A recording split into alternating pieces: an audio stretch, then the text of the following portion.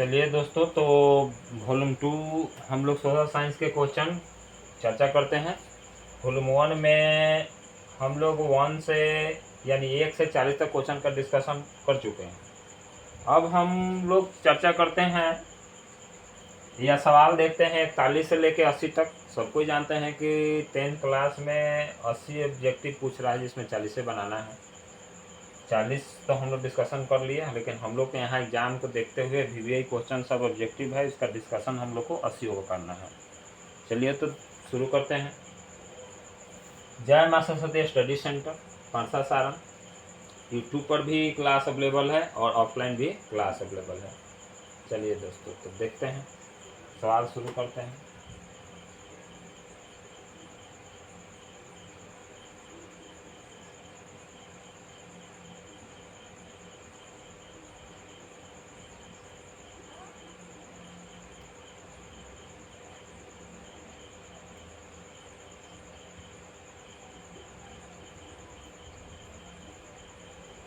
हम लोग जैसे कि वॉल्यूम 1 में 1 से 40 तक डिस्कशन कर चुके हैं। अब आते हैं वॉल्यूम 2 में 41 से 80 तक। क्वेश्चन कह रहा है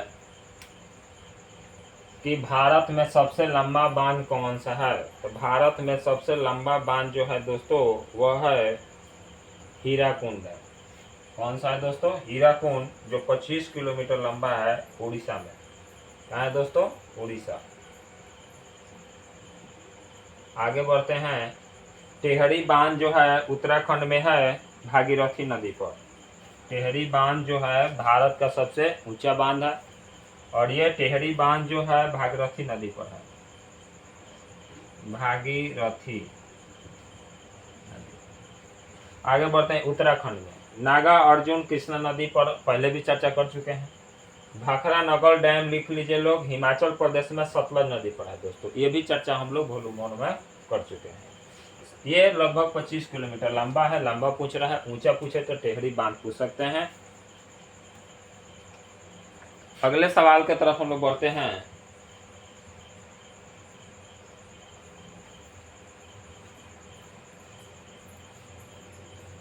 कौन प्राथमिक ऊर्जा का उत्पादन नहीं है? तो प्राथमिक ऊर्जा का उत्पादन कौन नहीं है? तो दोस्तों देखिए, कोयला, पेट्रोलियम, प्राकृतिक गैस। इसको हटा दिया जाए तो मेरा ऑप्शन क्या बच जाएगा? विद्युत। क्या बच जाएगा दोस्तों? विद्युत। अब यही विद्युत जो है यह प्राथमिक ऊर्जा का उदाहरण नहीं है, बाकी जो है प्राथमिक ऊर्जा का ही उदाहरण है। अब आगे बढ़ते हैं। पूर्व मध्य रेलवे का मुख्यालय कहाँ है? हमारे पास ऑप्शन 4 है दोस्तों। अब चारों के बारे में चर्चा करते हैं। उत्तर रेलवे जो जोन है वह नई दिल्ली में है। उत्तर रेलवे जो जोन है, नॉर्थ रेलवे नई दिल्ली। कोलकाता में आपका मिलेगा पूर्व रेलवे मिलेगा, दक्षिण पूर्व रेलवे मिलेगा, और मेट्रो भी मिलेगा। मुंबई में भी 2 है। मुंबई में दोस्तों है, एक मध्य रेलवे है, एक वो पश्चिमी रेलवे है। हाजीपुर में दोस्तों, हाजीपुर, इसका एक्यूरेट आंसर हुआ पूर्व मध्य रेलवे का मुख्यालय कहाँ है दोस्तों? हाजीपुर में। कहाँ है दोस्तों? हाजीपुर। छपरा जिला और पटना जिला के बीच में।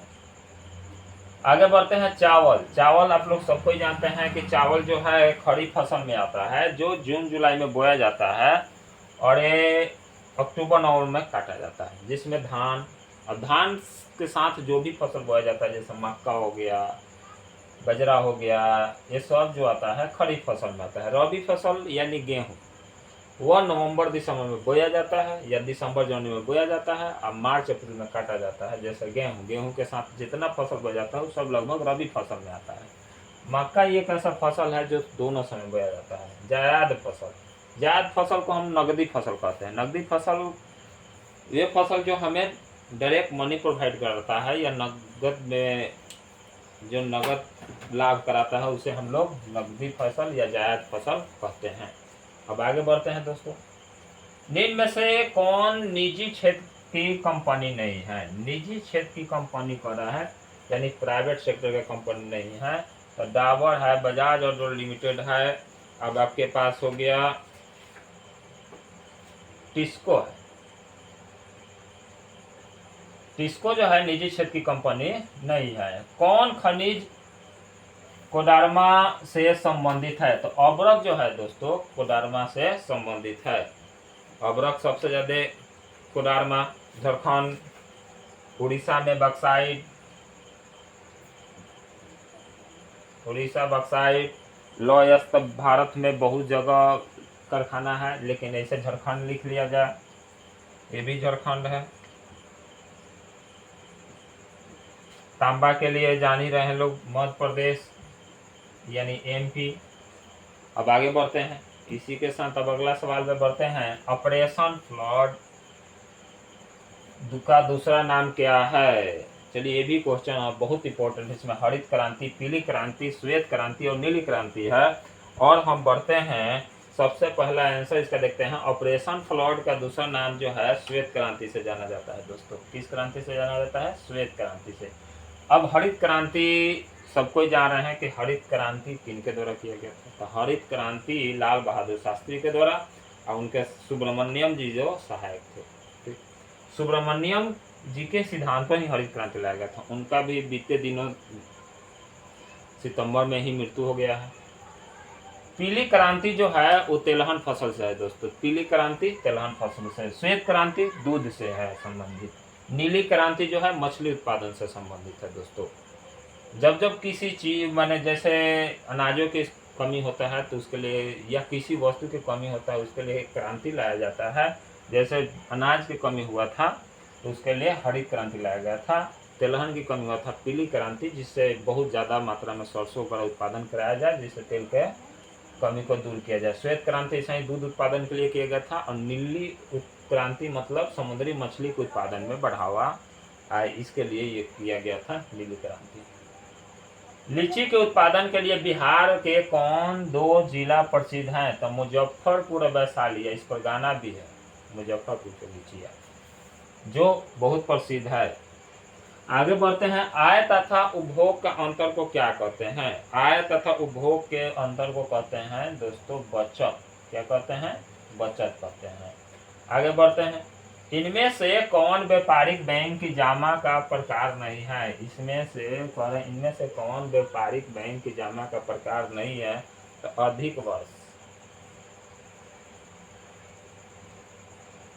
पूंजी बाजार में किस प्रकार के ऋणों का लेन देन किया जाता है? तो पूंजी बाजार में तो दोनों किया जाता है, अल्पकालीन और दीर्घकालीन।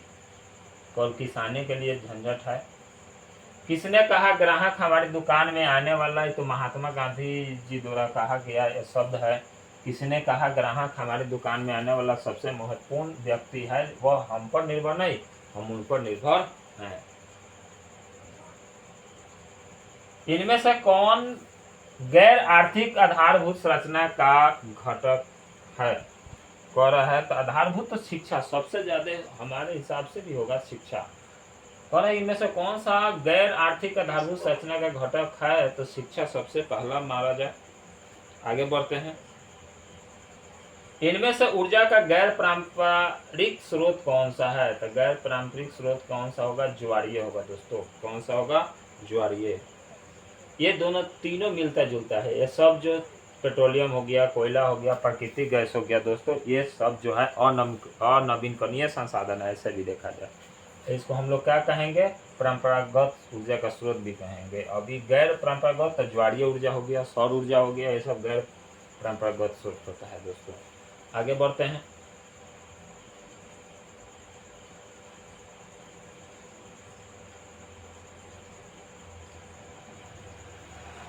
गोंडवाना समूह के कोयले का निर्माण कब हुआ था? तो लगभग माना जाता है 25 करोड़ वर्ष पहले। कब माना जाता है दोस्तों? 25 करोड़ वर्ष पहले। हम लोग भली भांति परिचित हैं कि भारत में सबसे ज्यादा बिटुमिनस कोयला का ही खदान सबसे ज्यादा है।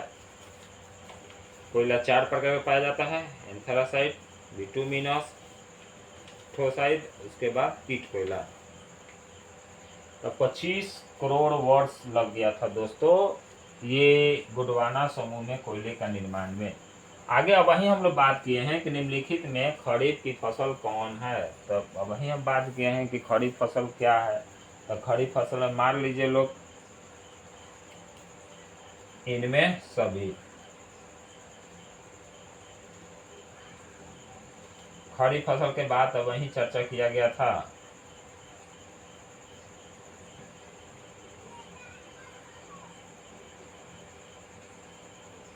चावल क्या है दोस्तों?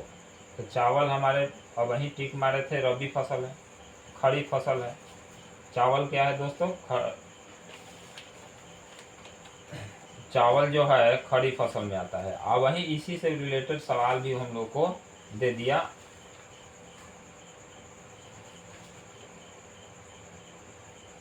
यहाँ भी नीचे देखा जाए तो इसी से रिलेटेड सवाल है। अब इस हिसाब से हम लोग क्या टिक मारेंगे? अब यहाँ तो बात आ रहा है निम्नलिखित में खरीफ की फसल कौन है? तो चावल, मक्का, कपास एक साथ बोता है।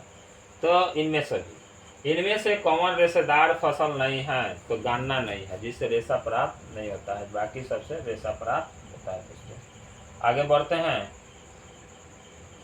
कंडला विशेष आर्थिक क्षेत्र कहाँ है? कंडला विशेष आर्थिक क्षेत्र कहाँ है दोस्तों? तो गुजरात में है। यही प्रसिद्ध पोर्ट भी है, कच्छ के पास पड़ता है गुजरात में। गुटेनबर्ग का जन्म कहाँ हुआ था? गुटेनबर्ग का जन्म कहाँ हुआ था दोस्तों? लिख लीजिए, जर्मनी में। जर्मनी में हुआ था। आइए, प्रिंटिंग प्रेस के दाता भी कह सकते हैं। इंग्लैंड में मुद्रा काल की शुरुआत किसने की थी? इंग्लैंड में मुद्रा काल का शुरुआत जो था कैक्सटन ने किया था। 1917 की पहली रूसी क्रांति किस नाम से जाना जाता है? तो रूस में पहली क्रांति जो है नवंबर क्रांति या बलशेवी क्रांति के नाम से जानते हैं। यहाँ लिख लीजिएगा, बलशेवी क्रांति।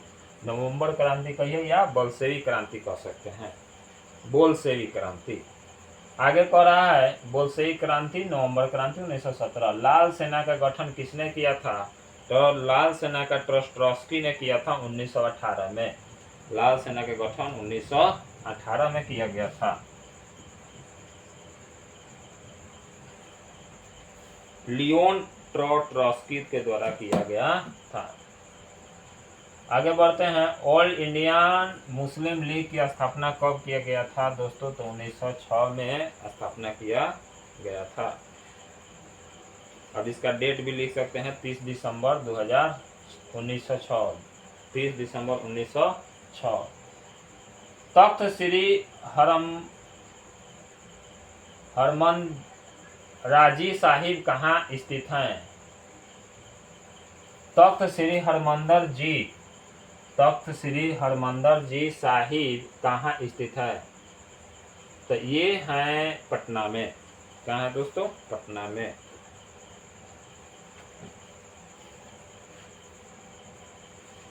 सिपाही विद्रोह कब हुआ था? तो 1857 में हुआ था। आगे बढ़ते हैं।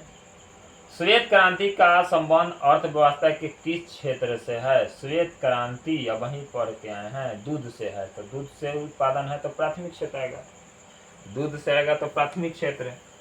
आगे बढ़ते हैं। बिहार दिवस कब मनाया जाता है? ये सब बिहार वाले को पता है। बिहार दिवस कब मनाया जाता है? 22 मार्च को। कब मनाया जाता है दोस्तों? 22 मार्च को। आगे 23 जून को अंतर्राष्ट्रीय विधवा दिवस मनाया जाता है। सबसे बड़े पशु मेला अब लगने वाला ही है। दशहरा के बाद सोनपुर मेला का उद्घाटन भी होगा, जो छपरे जिला में है। सहसा राम में किस ऐतिहासिक शासक का मकबरा स्थित है?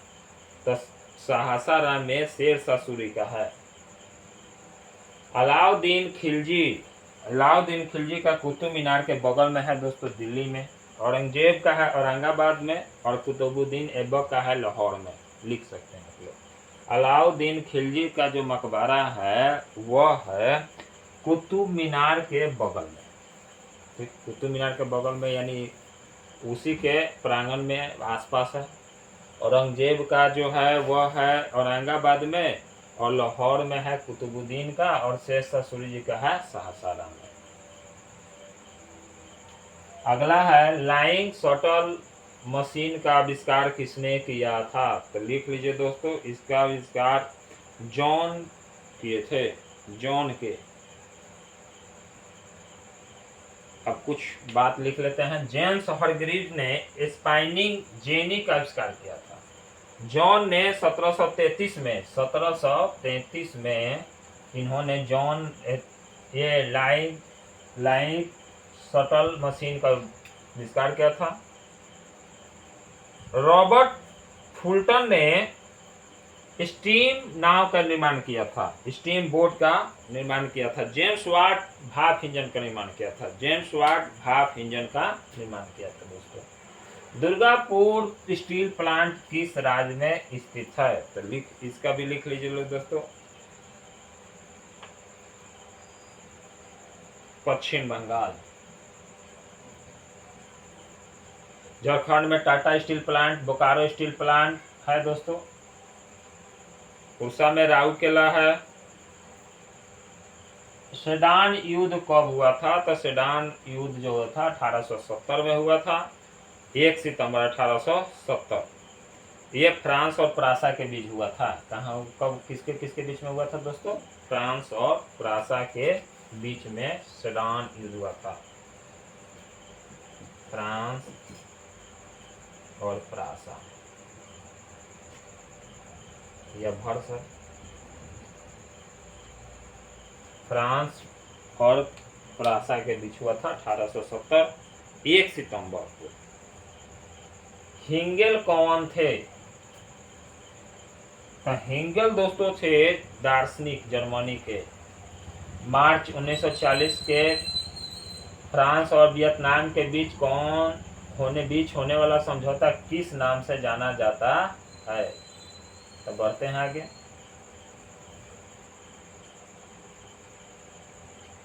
ऑप्शन है दोस्तों जिनेवा समझौता, हेनोई समझौता, पेरिस समझौता, इनमें से कोई नहीं। तो लिखेंगे हेनोई समझौता। अगला कह रहा है, और ये भी याद रखिएगा, लाओस और कंबोडिया के बीच में हुआ था जिनेवा समझौता। बंगाल विभाजन कब निरस्त किया गया था? बंगाल विभाजन निरस्त किया गया था दोस्तों 1911 में। आप विभाजन कब हुआ था?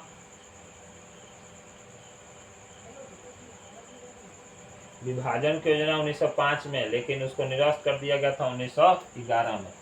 किस भूकंपीय तरंग का गहनता सबसे कम होती है? तो सबसे ज्यादा कम होती है एल तरंग की। किसका होता है?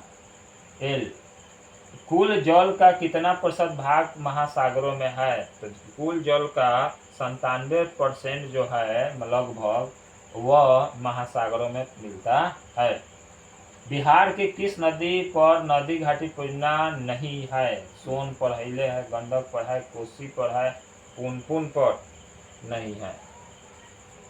कोसी परियोजना जानबे करते हैं, गंडक परियोजना हिले है, सोन परियोजना हिले है। गेहूं फसल है रबी फसल, वही बात करके आए हैं हम लोग। आगे बढ़ते हैं। बलवंत राय मेहता समिति का संबंध इनमें से किससे है? तो बलवंत राय मेहता समिति जो आया पंचायती राज व्यवस्था से आया। किससे आया? पंचायती राज व्यवस्था से। आज इसी के साथ हम लोग क्लास को समाप्त करते हैं। अब अगला क्लास नेक्स्ट दूसरे सब्जेक्ट का लाया जाएगा, ऐसा ही ऑब्जेक्टिव क्वेश्चन का डिस्कशन। चैनल को सब्सक्राइब कीजिए लोग, लाइक कीजिए, शेयर कीजिए। आज इसी 40 ऑब्जेक्टिव क्वेश्चन के साथ ये क्लास समाप्त करते हैं।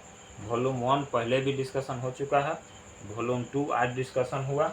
अब इसी के साथ आज का क्लास समाप्ति करते हैं। जय हिंद दोस्तों।